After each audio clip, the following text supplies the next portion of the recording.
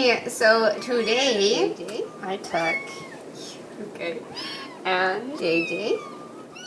I took Jojo to the vet, and they are doing fine. Come here, come here.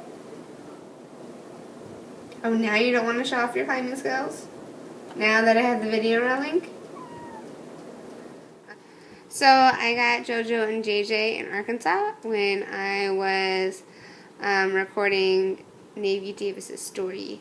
And they're like, hey, do you like cats? We had a cat show up underneath our house. And she gave birth to 7 kittens. And these 2 drove back with me all the way. And we just took a really nice long afternoon nap. And they realized that they were hungry. So I'm going to get them something to eat. Watching them all go crazy. They keep running into the milk. Ready?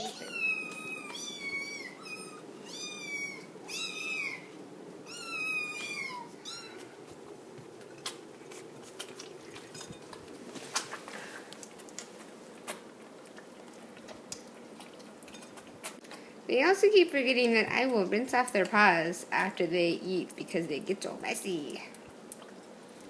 They're so sweet. They're my little Marshallese friends I brought back with me from Arkansas.